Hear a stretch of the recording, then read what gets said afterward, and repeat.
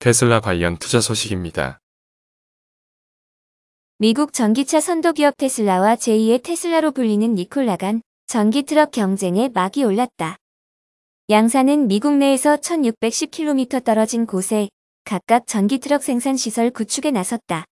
양사 모두 내년 전기트럭 생산을 목표로 하고 있어 전기트럭 최초 생산 타이틀을 누가 거머쥘지 귀추가 주목된다. 미국 신재생 에너지 전문 매체 클린테크니카는 최근 테슬라와 니콜라 가운데 누가 최초의 전기트럭을 생산할 것인지에 대한 업계 관심이 높아지고 있다고 보도했다. 그러면서 양사가 추진하는 전기트럭 공장을 비교했다. 테슬라 일론 머스크 최고 경영자는 지난달 22일 2분기 실적 발표 자리에서 텍사스주 오스틴에 차기 기가팩토리를 건설하겠다는 계획을 발표했다. 이곳에선 북미 동부 지역에 공급되는 세미트럭, 모델 3, 모델 Y 등이 생산될 예정이다. 공장 부지는 텍사스 오스틴 시내에서 약 15분 거리 떨어진 콜로라도강 인근에 있다. 면적은 2,000에이커 규모다. 구체적인 일정은 공개하지 않았다면 이르면 내년부터 생산을 시작할 것이란 관측이 나온다. 제2의 테슬라로 불리는 니콜라는 애리조나주 쿨리지 전기트럭 생산 공장 건설을 시작했다. 총 투자 비용은 6억 달러다. 니콜라 트레와 2 클래스 8 트럭을 연간 35,000대 생산할 수 있는 시설을 구축할 계획이다.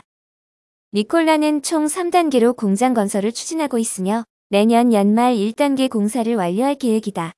1단계 공사가 끝나면 니콜라 트레의 생산에 돌입한다. 클린테크니카는 테슬라는 전기차를 이미 상용화한 경험이 있고 더 많은 수직적 통합을 통해 공급망을 긴밀하게 파악하고 있다며 니콜라의 경우 이탈리아 이베코 등 다양한 파트너의 지원을 받고 있다고 전했다.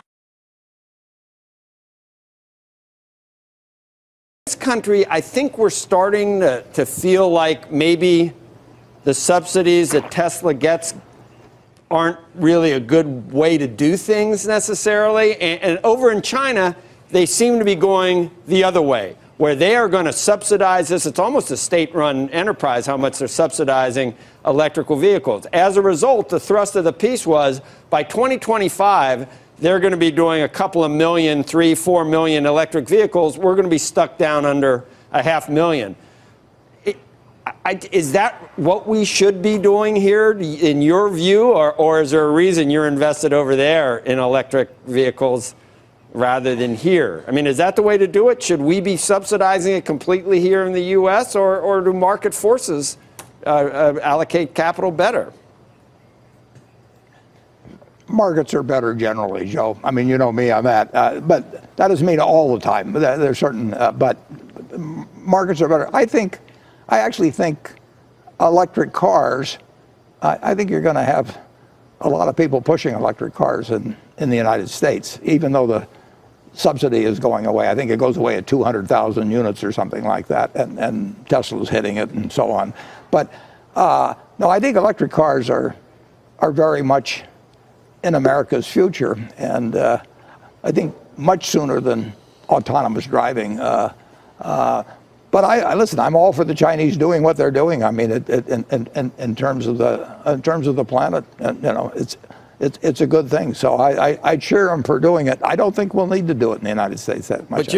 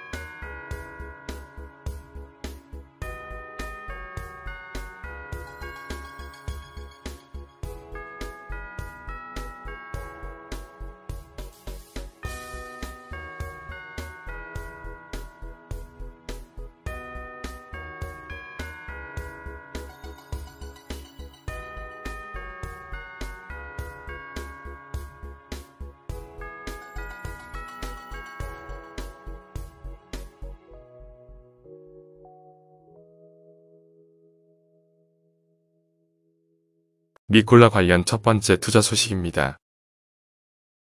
니콜라가 미 증권거래위원회에 제출한 자료에 따르면 2020년 2분기 매출 3.6만 달러 전부는 동사 트레버 밀턴 CEO의 태양광 장비 설치와 관련된 것이라고 보도했다.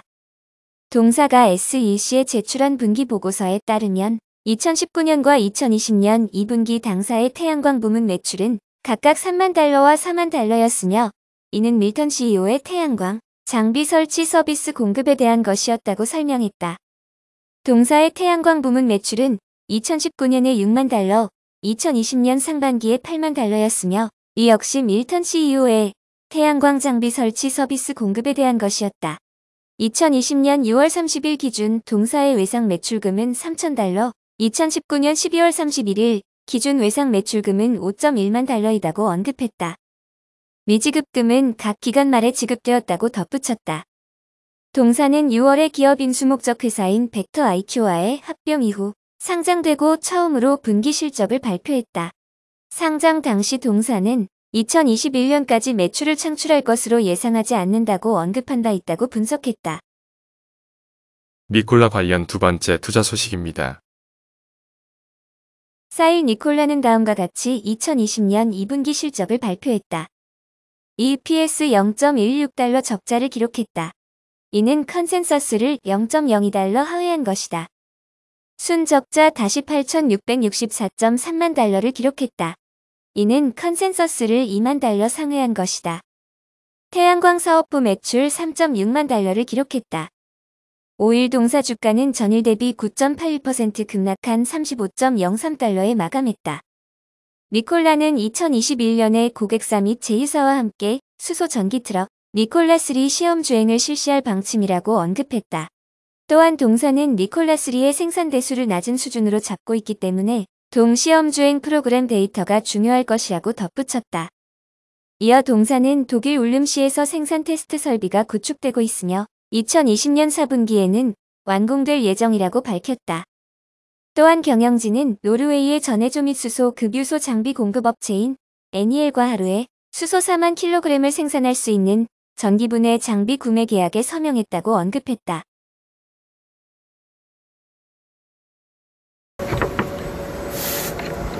Okay, here we go. We're gonna go inside here, guys.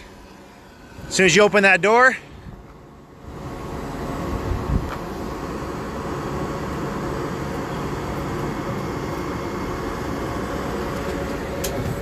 all right.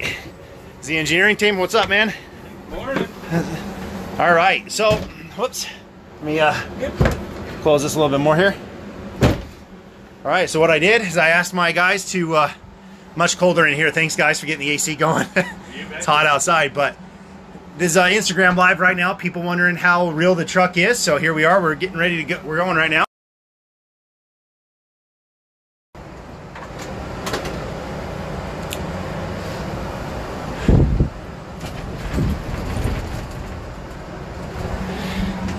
And what are we looking at here? Battery SOC Okay. here, and we have our tank pressure for hydrogen there. Okay. Our current, you can see, you get your regen, and then Okay. when we accelerate, it'll go negative. So Whoa. that's your That is current awesome. there. So you're kind of regenning, so it's positive energy going into the battery. Battery voltage. Here's our current power. So the fuel cells are putting putting out 97 kilowatts. So that's what into the fuel cell is battery. putting out right now. And where's that at? Is that on this one? Right here. Yeah, it's behind Okay. it. And then here's our 97 kilowatts. current here. And the current. That's as loud as it is, guys. It's the quietest truck I've ever been in my life. You literally can't hear anything. The fuel cell, when it kicks on, it gives you a little bit of noise, but no more than a regular, like way less than a radiator. So if you think about that, that's about all the noise you get. I'm gonna hop out right here, and I'm gonna run alongside you guys all the way back, okay, to the station area. So I'm gonna sweat my back off here because it's freaking 110 degrees outside.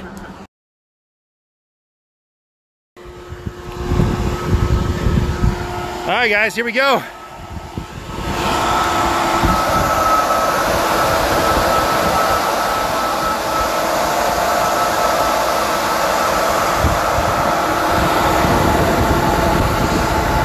There's the fuel cell right there.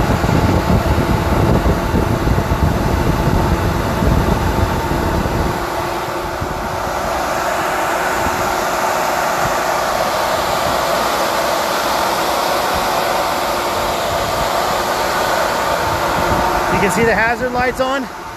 Whenever we open up the hood, those come on.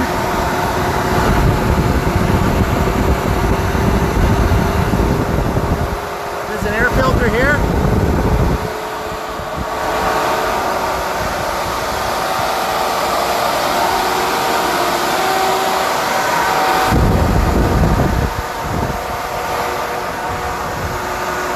마이크로소프트 관련 첫 번째 투자 소식입니다. 모르간 스탠리의 키스바이즈 애널리스트는 전략적으로 봤을 때 마이크로소프트의 틱톡 인수는 적절한 것이다. 틱톡의 미국 지역 사용자 수가 1억 명 이상에 상당하다는 점을 고려했을 때 마이크로소프트는 동사를 인수함으로써 SNS 플랫폼에서의 강자로 단번에 부상할 수 있을 것이라고 발언했다. 현재 틱톡의 사용자당 평균 매출액은 $5 미만인데 마이크로소프트는 틱톡의 평균 매출액 증가를 견인할 여력이 있으며 틱톡 인수는 마이크로소프트의 광고, 게임, 상거래, 교육 부문과 동시너지 효과를 낼 것으로 사료된다. 가장 중요한 사항 중 하나로는 현 시점에서 마이크로소프트가 틱톡을 인수할 수 있는 기업으로 유일하다는 점이다. 현재 대부분의 대형 기술주는 미 의회를 비롯한 다수 정부기관으로부터 반독점 조사를 받고 있는 등 막대한 규제 리스크에 직면해 있다고 지적했다. 이어 마이크로소프트의 보유현금은 $1,360억 달러에 상당하며 동사는 틱톡 인수를 성사시킬 만한 강력한 교섭력을 지니고 있다. 틱톡의 미국 지역 매출액 전망치는 20년 10억 달러, 21년 30억 달러에 형성돼 있는데 이는 마이크로소프트의 21년 매출액의 약 2%의 성장 동력을 의미한다고 언급했다. 한편 페이스북이 인스타그램 릴즈를 출시했고 스냅의 스냅차 역시 유사 기능 출시를 검토 중이라는 점을 고려했을 때 틱톡에 대한 경쟁이 심화되고 있다고 제기하기도 했다. 마이크로소프트 관련 두 번째 투자 소식입니다. CNBC는 마이크로소프트가 틱톡 일부 지사 인수를 9월 15일이 아닌 3주 내로 완성하고 인수가로 최대 300억 달러를 지불할 용의가 있는 것으로 확인된다고 보도했다. 이미 마이크로소프트는 틱톡 인수가 성사될 시 1년 내로 동 SNS 플랫폼의 코드 저장소를 중국에서 미국으로 이전할 것을 도널드 트럼프 행정부와 약속했는데 알려진 바에 따르면 양사는 아직 정확한 인수가에 합의하지 못한 상태이다고 설명했다. 이어 스티븐 무누신 미국 재무장관은 마이크로소프트의 틱톡 인수에 깊게 관여하고 있으며 트럼프 대통령은 양사 간의 인수 계약이 성사될 시 미 재무부 역시 이에 대한 수수료를 지급받아야 한다고 주장 중인데 이러한 그의 주장이 합법적인지는 불분명하다고 발언했다. 한편 단기간 만에 틱톡의 방대한 데이터를 새로운 서버로 이전하고 인수에 수백억 달러를 지불할 수 있는 기업으로는 마이크로소프트가 유일하다고 평가했다. 델타 항공 관련 첫 번째 투자 소식입니다. 카운의 헬레인 베커 애널리스트는 항공사들의 재무 상태를 고려했을 때 감원 발표가 더 확대될 것이라고 언급했다. 코로나 팬데믹으로 영업이 실질적으로 마비된 상태인 항공사들은 미국 정부 지원을 받으면서 오는 9월 30일까지 감원을 시행하지 않을 것임을 약속했는데 해당 기간이 종료되는 올 가을에는 대규모 감원에 나설 전망이라고 전했다. 항공사들의 발표 내용을 정리해보면 가을철에 섹터 인력 약 10%에 해당하는 7.6만 명의 인력 감축이 예정되어 있다. 하지만 항공 섹터 재무 상태를 고려했을 때 당사는 감축 규모가 그 2배는 되어야 할 것이라고 보고 있다고 발언했다. WARN 규정에 따라 감원 예정 규모를 발표한 항공사들과 감원 예정은 다음과 같다. 아메리칸 에어라인즈 3.6만 명, 유나이티드 에어라인즈 2.4만 명, 알래스카 에어 4,200명, 델타 에어라인즈 2,500명, 스피릿 에어라인즈 2,500명, 알리지언트 트래블 495명. WARN에 따라 감원을 발표하지는 않았지만 사우스웨스트 에어라인즈는 이미 1.7만 명에 대하여 자발적 퇴사 요청을 수령하는 등 인력 감축이 진행된 상태이다. 제트블루 에어웨이즈의 경우에는 특별한 대규모 감원이 이루어지지 않고 있다고 정리했다. 항공여객 수요는 전년 동기 수준의 27%에 머무르고 있으며 항공사들의 현금 소진은 계속되고 있다. 버진 애틀랜틱이 파산 보호를 신청한 것은 앞으로 항공사 재무 상태가 추가로 악화될 것임을 가리키고 있다고 강조했다. 델타 항공 관련 두 번째 투자 소식입니다. 미국 의회에서 항공 섹터에 대해 250억 달러를 지원하는 안이 논의되고 있으며 이는 주요 항공주 주가 상승으로 나타나고 있다. 해외여행 규제 완화도 긍정적인 영향을 미치고 있다. 페더레이티드 에르메스의 스티브 키아바론 매니저는 항공 섹터는 미국 경제에서 상당히 중요한 역할을 하며 의원들도 이를 인식하고 있다. 코로나 충격으로 항공 여객 수요는 여전히 매우 침체되어 있지만 회복세가 나타나고 있다는 점도 긍정적이다고 전했다. 타산업이 코로나19 피해에서 회복되는 상황에서 항공기 이용이 제한될 경우 이러한 타산업의 회복세가 지연되는 효과가 나타날 수 있다. 이에 따라 항공 섹터를 일정 수준 이상으로 회복시키기 위해 자금을 지원하는 정책은 합리적이다고 보았다. 다만 250억 달러라는 지원안이 충분할지는 불투명하다. 성과를 판단한 뒤에 추가적인 자금 지원이 요구될 가능성도 상당히 높다고 분석했다. 항공 섹터는 이미 이전에 250억 달러의 지원을 받은 바 있으며 해당 정책은 9월 말까지 인력을 감축하지 않는 것을 조건으로 하고 있다. 밀러 타박의 맨말리 스트래터지스트는 항공 섹터는 폭락 이후 강력한 반등을 기록하기도 했지만 이후에는 추가적인 상승을 기록하지 못하고 횡보세에 있다. 이러한 패턴은 향후 수개월간 계속되면서 항공 섹터 투자를 제한할 것이라고 전망했다. 보잉 관련 첫 번째 투자 의견입니다.